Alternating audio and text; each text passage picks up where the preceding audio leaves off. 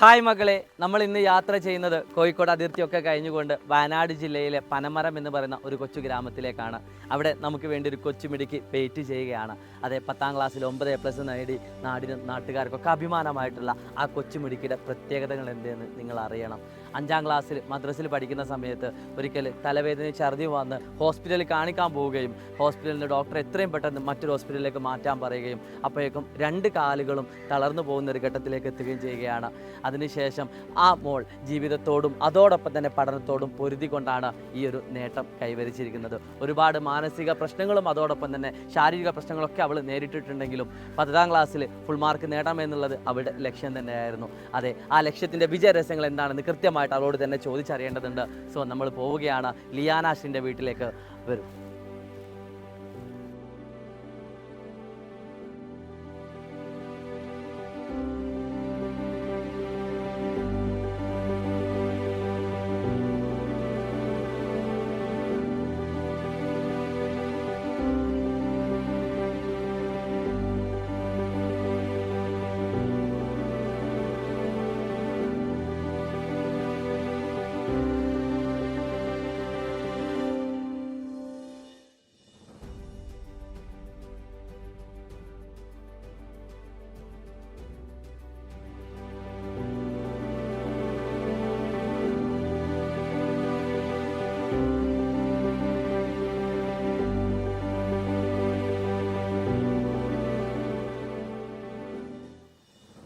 Hi മകളെ, അങ്ങനെ കോഴിക്കോട് നിന്നും അത്രയും ദൂരം യാത്ര ചെയ്ത് ചുരമൊക്കെ കയറി നമ്മൾ പനമരത്തുള്ള അശ്രീ ലിയാനയുടെ വീട്ടിലെത്തിയിരിക്കുകയാണ്. നമുക്ക് ഒരുപാട് കാര്യങ്ങൾ ചോദിക്കാനുണ്ട്, ഒരുപാട് കാര്യങ്ങൾ ഇതിൽ നിന്ന് നിങ്ങൾ പഠിക്കാനുണ്ട്.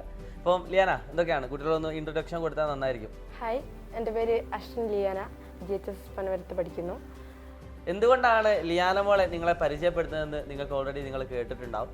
അതായത് അത്രയധികം പ്രതിസന്ധികളൊക്കെ തരണം ചെയ്തുകൊണ്ട് 10ാം ക്ലാസ്സിൽ നല്ല മാർക്ക്, അതായത് 9A+ 1A ആണ്. അതെനിക്ക് തോന്നുന്നു ഹിന്ദിയിൽ റിവാലുവേഷനൊക്കെ കൊടുത്തിട്ടുണ്ട്, അതും കിട്ടും തന്നെയാണ് പ്രതീക്ഷ. എന്ത് തന്നെയാണെങ്കിലും അത്രയധികം എഫേർട്ട് എടുത്ത് പഠിച്ച ഒരു വിദ്യാർത്ഥിയുടെ കഥകൾ നിങ്ങൾ കേൾക്കേണ്ടതാണ്. ആദ്യം ഞാൻ കുറച്ച് ചോദ്യങ്ങൾ ചോദിക്കാം, അപ്പോൾ അതിനനുസരിച്ച് മോൾക്ക് എങ്ങനെയാണോ തോന്നുന്നത് അത് പറഞ്ഞാൽ മതി. എങ്ങനെയാണ് സൈലത്തെ പറ്റി കേൾക്കുന്നത്?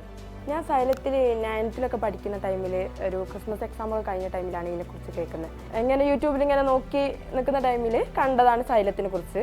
അപ്പോൾ അതിലത്തെ സാറുമാരെ ക്ലാസ് കാണാൻ തുടങ്ങി. അങ്ങനെ ക്ലാസ് കണ്ടു തുടങ്ങി. പിന്നെ എനിക്ക് ഇഷ്ടപ്പെട്ട്, പിന്നെ ഇങ്ങനെ എന്താണ് നല്ല യൂസ്ഫുള്ളായിട്ട് എനിക്ക് തോന്നി. കാരണം എനിക്ക് പോയി പഠിക്കാൻ പറ്റുന്ന ഒരു സിറ്റുവേഷനിൽ ഉച്ചവരെ പോവും, ടീച്ചേഴ്സിൻ്റെ സപ്പോർട്ടൊക്കെ ഉണ്ട്, ഉച്ചവരെ പോവും. പക്ഷേ ഉച്ചയ്ക്ക് ശേഷം അവർ നോട്ട്സും കാര്യങ്ങളൊക്കെ തരും, ഡൗട്ട്സൊക്കെ പറഞ്ഞുതരും.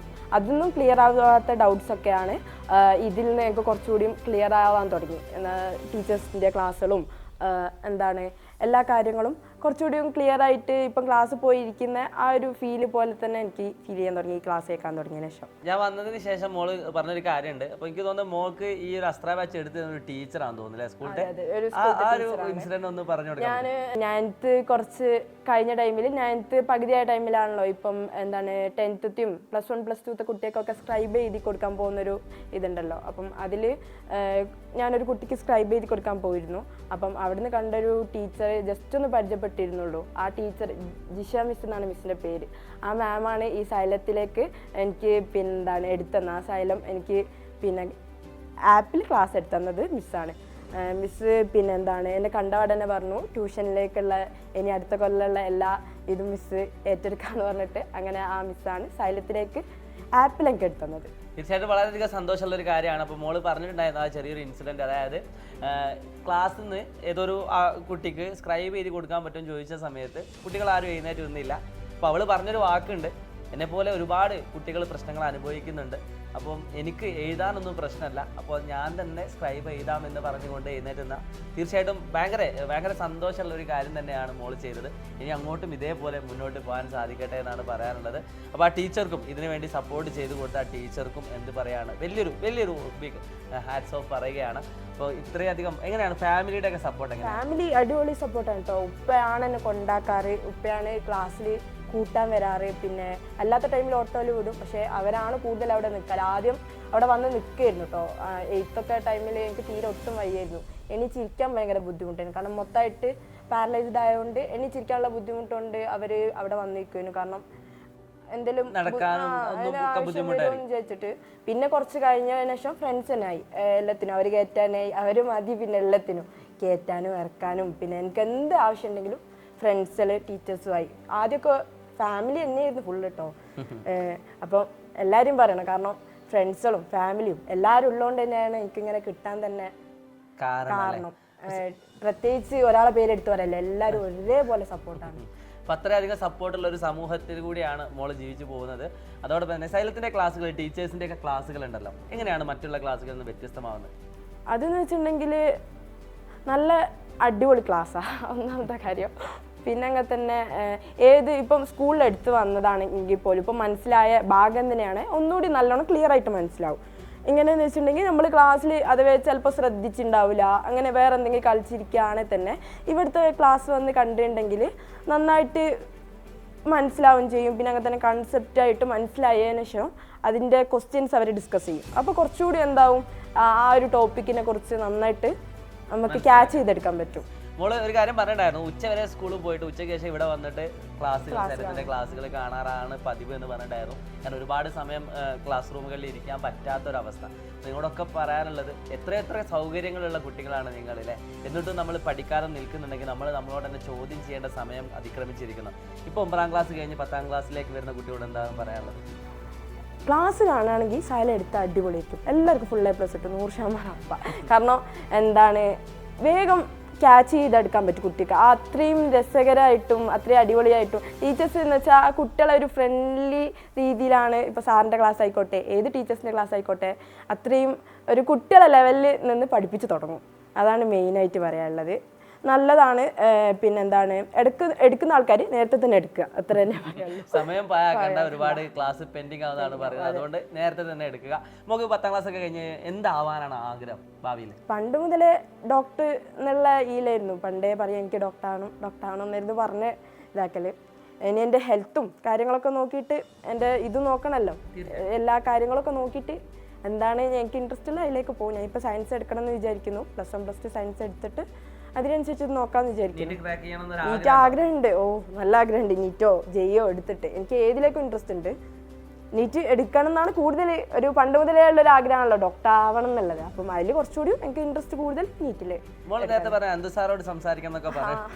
നമ്മളൊന്ന് വീഡിയോ കോൾ ചെയ്ത് നോക്കിയാലോ അല്ലെ? ആൻസർ എടുക്കുമോ നോക്കല്ലേ? ആൻസർ എടുക്കാറൊക്കെ ഇല്ല, കാരണം ഇതുപോലത്തെ ആവശ്യങ്ങൾ വിളിക്കുമ്പോൾ എപ്പോഴും നമുക്ക് അടുത്തുണ്ടാവുന്ന ഒരാളാണ് അൻസർ സാറ്. സാറേ കുറേ നേരമായി വിളിക്കുന്നുണ്ട്, ഇവള് ശ്രമിക്കുന്നുണ്ട്, വിളിക്കല്ല ശ്രമിക്കുന്നുണ്ട്, ഓക്കെ കിട്ടണം സാറെ കാണാന്നുള്ളത്. ഹായ് സാർ, എൻ്റെ പേര് അശ്വിൻ ലിയാന, വയനാട്ടിൽ നിന്നാണ്. പിന്നെ സാറിനെ കാണുന്നുണ്ട്, മീറ്റ് ചെയ്യാൻ പറ്റുമെങ്കിൽ നമുക്ക് എപ്പോഴെങ്കിലും മീറ്റ് ചെയ്യാം. ഞാൻ അങ്ങോട്ട് വന്നിട്ടോ. സാർ തിരക്കിലാണോ? ഞാൻ 9th മുതൽ സൈലത്തിൻ്റെ ഒപ്പം തന്നെയാണ്. ഇനി +1 +2 +1 +2 ഞാൻ നോക്കുന്നുണ്ട്. ഞാൻ കിങ്സിൽ കയറണം എന്ന് ആഗ്രഹമുണ്ട്.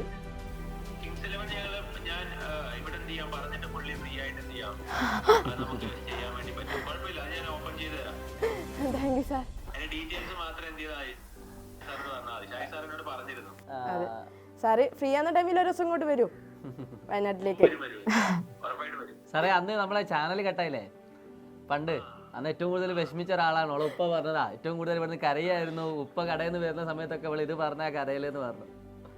അപ്പൊ ആദ്യം മുതലേ നമ്മളെ ഇങ്ങനെ ഫോക്കസ് ചെയ്ത് വരുന്ന ഒരാളാ. അതെ, നീറ്റ് എഴുതണം എന്ന് വിചാരിക്കുന്നുണ്ടോ, നോക്കിയിട്ട്. ശരി എന്നാ സാർ, താങ്ക് യു. അപ്പോ സന്തോഷമായോ? അപ്പം അൻസർ സാർക്ക് കൃത്യമായിട്ട് മനസ്സിലാക്കാൻ പറ്റും. അൻസർ സാർ ഇതേപോലെ അങ്ങനത്തെ ഒരു ബാക്ക്ഗ്രൗണ്ടിൽ നിന്ന് വന്നിട്ട്, അതെ, ഞാൻ എല്ലാ ഇന്റർവ്യൂ അതെ, ഒറ്റൊന്നും മിസ്സാക്കരുത്. നമുക്ക് അതിൽ എന്തെങ്കിലുമൊക്കെ ഉണ്ടാവും. ഓരോ ഇന്റർവ്യൂവിലും എന്തെങ്കിലുമൊക്കെ നമുക്ക് നേടാനുണ്ടാവും. നമുക്കൊരു 5 മിനിറ്റ്. ഞാൻ ദ്യാമോന്റെ വീഡിയോ കണ്ടിരുന്നു. പിന്നെ അങ്ങനെ തന്നെ സ്ഥലത്തിൽ വന്ന് ഇങ്ങനെ ഓരോ മോട്ടിവേഷൻ വീഡിയോസ് ഒക്കെ ഞാൻ കാണലുണ്ട്. ഇന്നലെ ഒരു മോന്റെ വീഡിയോ വന്നിട്ട് ആസിം വെളിമണ്ണ എന്ന് പറഞ്ഞിട്ട് ഒന്ന് കണ്ടു. ചാനലിൽ ഇട്ടില്ലേനോ ഫോട്ടോ വീഡിയോ ഒക്കെ കണ്ടിരുന്നു. അപ്പൊ എന്തായാലും ഉഷാറാക്കുക, നന്നായിട്ട് പഠിക്കുക. ഇനി കുട്ടികളോട് എന്തെങ്കിലും പറയാനുണ്ടോ, അല്ലെങ്കിൽ ഒരു ഓൾ ദി ബെസ്റ്റ് പറഞ്ഞിട്ട് നമുക്ക് എന്താക്കാം? എല്ലാവർക്കും ഇനി 10th കിടക്കാൻ പോകുന്ന എല്ലാവർക്കും ഓൾ ദി ബെസ്റ്റ്. നന്നായിട്ട് പഠിക്കുക, നന്നായിട്ട് പഠിക്കുക. ടൈം വെറുതെ വേസ്റ്റ് ആക്കാണ്ട് എന്താണ് പഠിത്തത്തിന് കൂടുതൽ ഫോക്കസ് ചെയ്യുക, അതിൻ്റെ ഒപ്പം കളിക്കുകയും ചെയ്യാം. അതെ, ഒരുപാട് ഫുൾ ടൈം ഇങ്ങനെ പഠിക്കണം അല്ല, ഫുൾ ടൈം പഠിക്കേണ്ട ആവശ്യമൊന്നുമില്ല. എന്താണ് നമ്മൾ പഠിക്കുന്ന ടൈമിൽ കൃത്യമായിട്ട് പഠിച്ചാൽ മതി. ഞാനൊന്നും ഫുൾ ടൈം പഠിക്കലൊന്നുമില്ല. എനിക്ക് തോന്നുന്നു കൂടിപ്പോയാൽ 1 മണിക്കൂറൊക്കെ ആയിട്ട് ഞാൻ പഠിക്കുന്നത്. അത്രല്ലേ പഠിക്കുള്ളൂ. നല്ല വൃത്തി പഠിച്ചാൽ മതിയാ. നമ്മൾ എല്ലാ ദിവസവും കൺസിസ്റ്റൻസി ആണ്, എല്ലാ ദിവസവും പഠിക്കുക. പിന്നെ 1 മണിക്കൂറൊക്കെ എടുത്താൽ മതി. ബാക്കിയുള്ള ടൈമൊക്കെ കളിച്ചു തുടങ്ങട്ടെ. 1 മണിക്കൂർ മാർക്ക് വാങ്ങേണ്ട സമയത്ത് മാർക്ക് വാങ്ങാം. ശരി എന്നാ, അപ്പൊ എല്ലാവർക്കും